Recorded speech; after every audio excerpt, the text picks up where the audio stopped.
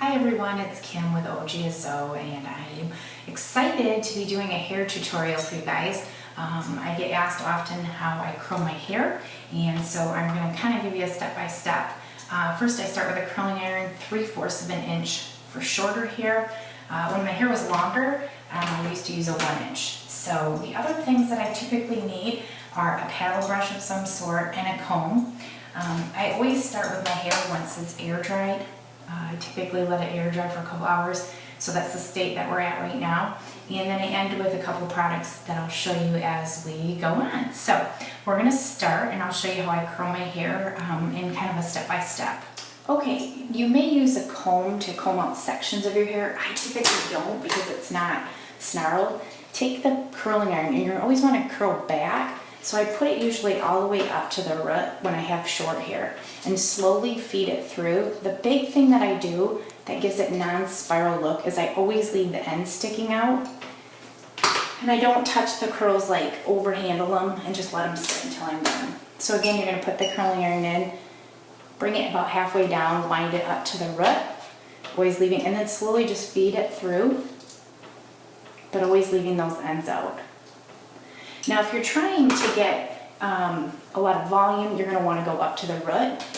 When my hair was longer, I used to want the curls down at the bottom part of the hair and not up at the root. So then I started halfway down on longer hair, and I didn't bring it up to the root because I didn't want any volume up here. So you can see you don't have to take small sections, but I do always curl back, so away from the face. And again, twist it up. Let it sit. I think the important thing when curling your hair too is having a curling iron that gets really, really hot. This one, for instance, is 400 degrees. I don't think it matters on the brand. I've had some really expensive ones. This is a cheaper one, and it honestly works great. So I just work my way through the hair. It takes me about only a couple minutes to curl it up. So wind it up, and like I said, you always leave the end out.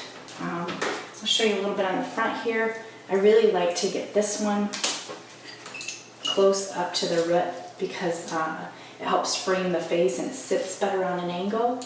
And then you just keep feeding it through with your thumb. As you can see, I've got the sides and the front curled.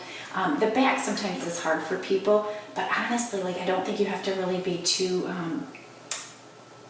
perfect about it. I just grab sections and just curl it back. Again, just leaving the ends out, take it all the way up, and just reach for pieces until you get them. My hair, I don't have to curl all of it, even underneath, because the top will kind of cover it. So I just want to get some body back there. And then I usually do always like to grab the mirror and just check to see if I have any pieces sticking out. And it looks like it's all done.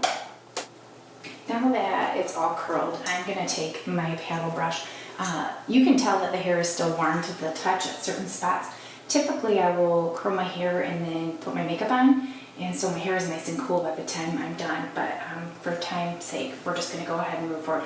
So I'm just going to take my paddle brush and I'm going to just brush through it and probably get some staticky, but you just want to brush through each of the curls. You can use a big wide tube comb. I like the paddle brush, it's what I have, that's what I use.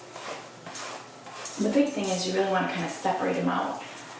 The next thing I like to do is I use this Redken Slimming Serum. You can use some kind of oil. It doesn't matter, whatever your preference is. If your hair has a tendency to get greasy, you might not want to. And I just go through and work it through my hair, and it does help with obviously the staticky. But what I find that I love about that oil is it gives it a little bit more of a piecey feel to each of the curls.